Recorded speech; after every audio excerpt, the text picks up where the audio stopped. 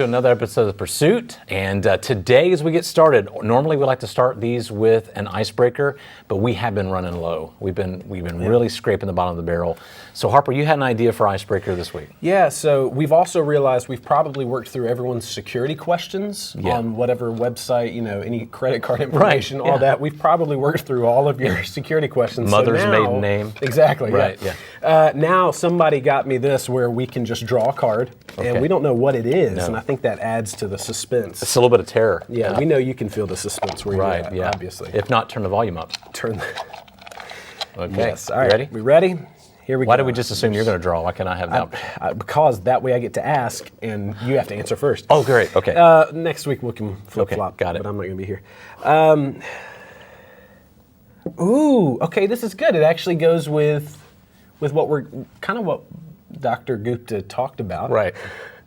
Tell about a time you thought you couldn't do something, but you did. Oh.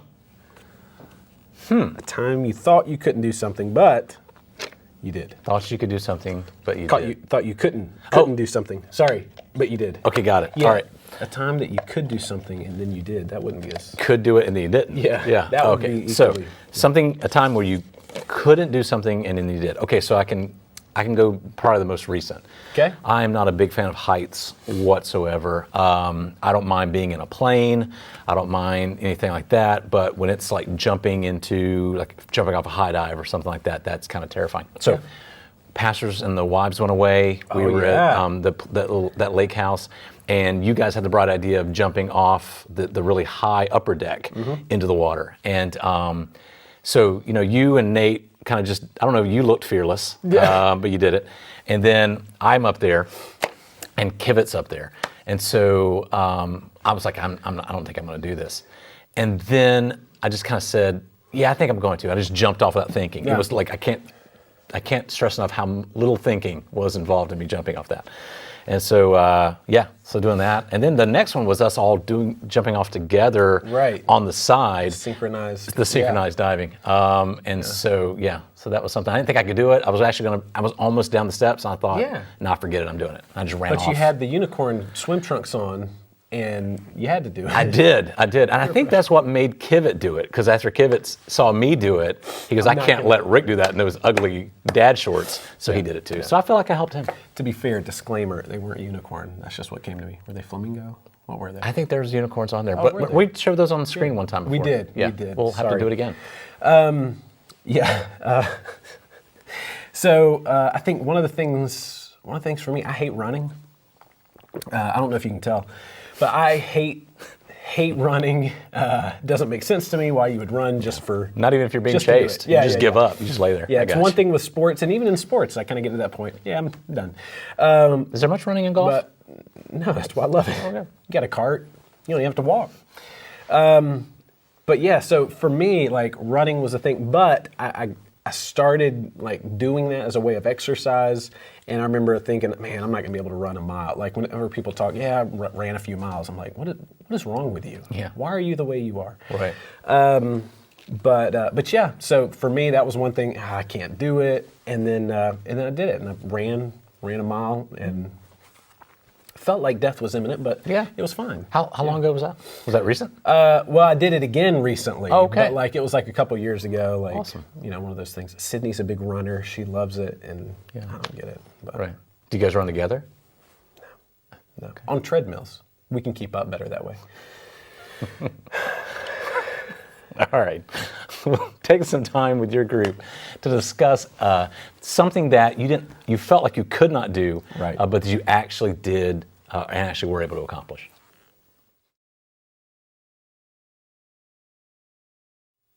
Well, this week we had a special guest. One of our missionaries, Dr. Bobby Gupta, was with us, and he was sharing what God has done with his ministry, even through these lockdowns. Right. And he listed several things, which I thought was just really cool. He mentioned how the lockdowns allowed for him to really minister in new ways. For one thing, they saw lots of homeless people in the area, and he and his ministry was able to feed over 150,000 plates of food to the homeless. They were ministering to farmers that they would have never thought of reaching before. And so there were just those who were without hope were finding hope in the gospel of Christ. And it was really cool how a lot of house churches were formed. And so I thought, man, we've talked about this before as pastoral staff and others, where we've said how the lockdowns, the quarantining allowed us to really think outside the box. Oh, yeah. But I thought what I would like to do now is kind of put this as a challenge to our groups. Yeah. So you might be with a family or group, or you may be by yourself watching these videos. And I want to ask this question, is how could your family, your group, how could you begin to minister during this time, or maybe even share some things that have worked for you during this time? So what are some things that we could be doing or do during this time? Yeah, I thought it was interesting too. He was talking about how they bought a farm and how they started farming that and, growing the food themselves. Not only that, but they gave people jobs that didn't have jobs at that time. And just thinking outside the box beyond what you would think typical ministry would look like. Yeah. Because, think about it. If we came to the church and said, hey, we want to buy and start, having this farm for the church, people would be like, what are you talking about? Right. But that's what they're doing. And again, he talked about that. He's got this book talking about breaking traditions to catch the vision. I probably butchered that name, but something like that. And so some of those things where he thought outside the box, and even as he's talking about it, his big focus was thinking, how can I pour into people's lives? Because he talked about how he had that kind of draw to planning churches. He felt like God was calling him to do that. But then it was also very evident that it wasn't something he could accomplish on his own. It was something he needed to depend on others, entrust others with, and empower them to be able to carry that out. And that's how God wanted to use and multiply what he wanted to do. And then, of course, he included the whole church in that, where he includes all of us. We are the church, and we are responsible for the mission. It's not one person's job. Yeah, he talked about how God got him out of the idea of stop doing addition and focus on multiplication. Yeah. And then the idea that he hit it where he said, I realized that it wasn't me doing the work, but it was God doing the work through me. Yeah. And I think that was great. So what we'd like for you to do is, with your group, and you have permission to think big here, what are some things that your group, your family could do, even during this time as we're coming out of lockdowns and we're seeing some kind of normalcy start to take place again? We don't want to go back to the old way of doing things. Yeah. We want to think, what could we do during this time? So think with your group, think with your family about what you could be doing to really make those gospel-focused relationships, those gospel-emphasized relationships happen within your group.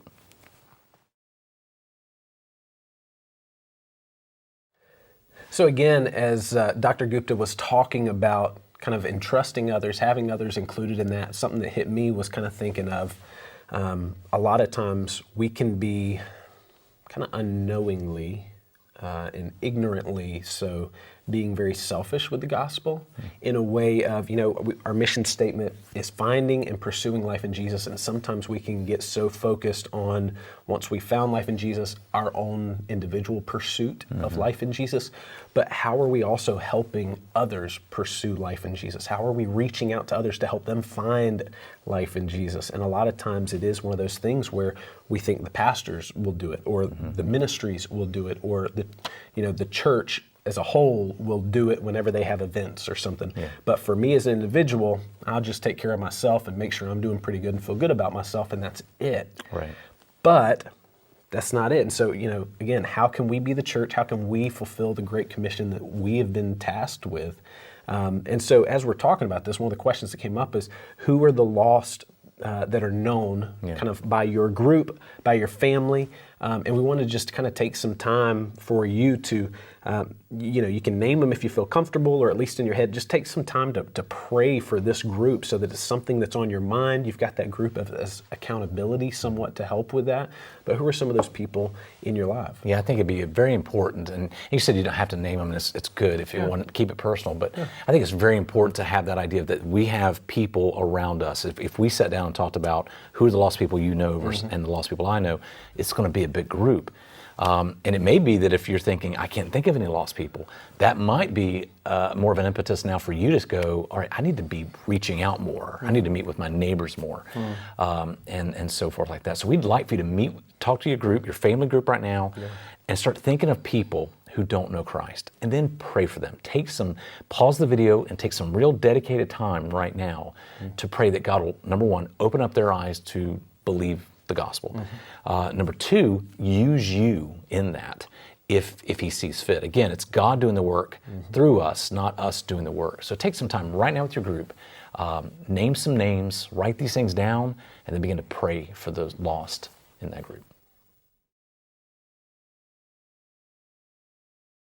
Well, in Dr. Gupta's lesson, he shared out of Genesis 17, and it's a passage that I've read a lot of times, but he did something where I've never even thought about it. He talked about how when God called Abraham in Genesis 12, Abraham was 75. But then when God spoke to Abraham in Genesis 17, he was now 99, and we know a lot of things happened up to that point. God had made some promises, and then Abraham tried to really manipulate the promises, make them work for, make him put them together. Like, for example, with the situation with Hagar, and then having Ishmael, then also wanting his servant to take and be the heir. You see Abraham trying to do the things that God wanted for him in his ways. He's like, okay, I got to make this work. And then I put this, it's a quote, I kind of pieced it together from what Dr. Gupta had shared with us. I put down, it's impossible to please God through that which is merely humanly possible. And of course, we can please God with we do human things on our own human strength, but if it's merely human possible, how does it glorify God? Yeah. And so I thought, wow, that's kind of a big thing. And so then I thought to myself, what am I hoping God's going to do in my life right now? Because Pastor Kivett shared that with us this week during our pastoral staff meeting. He asked, all right, guys, what's one prayer request you have? And and those kind of things, sometimes they're personal. And honestly, I didn't share my personal one because I didn't really want to. And so... It's a singing career. I didn't want to share it. So anyway, what am I hoping God will do in my life? And then am I really trusting God to do it, or am I trying to do it? Yeah. And so I thought that would be the question we could ask of our groups right now, just to take some time right now. And don't do what I did, where I just didn't share, unless you feel like you can't share at that moment. But what are you really trusting God to do in your life right now? And are you trusting Him to really do it, or are you trying to do it? Yeah, I think it's interesting because, again, Abraham can get that bad rap of, he went and tried to make it happen on his own. But I mean, in that moment, if God says, hey, I'm going to do this in your life, and you see an opportunity in your human mind to help make that come possible and make that work, I think many of us would do the very same thing. Yeah, absolutely. Hey, it's like, okay, I'm taking action on this. I'm moving forward in this. And so, hey, I'm doing the right thing.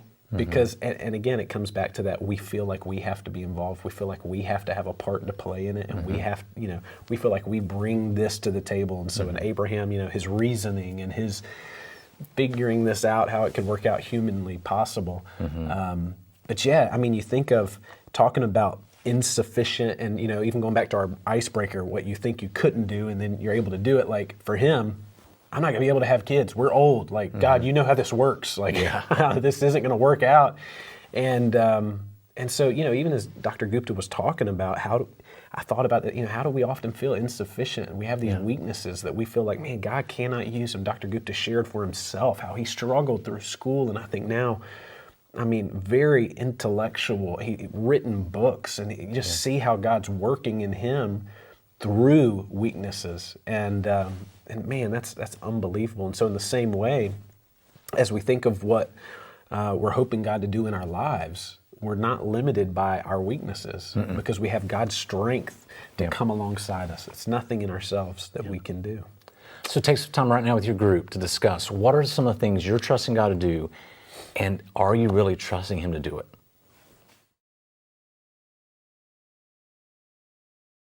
Well, thank you for joining us on another episode of The Pursuit. As always, you can watch previous episodes of The Pursuit by clicking the link on your screen. Yeah, and we have past sermon videos that you can go back and watch and click on the screen and find the most recent one. Also, if you subscribe, that way you get the videos as soon as they come out. You don't have to wait any time at all, and you're immediately up to date with us. Well, we look forward to seeing you next time.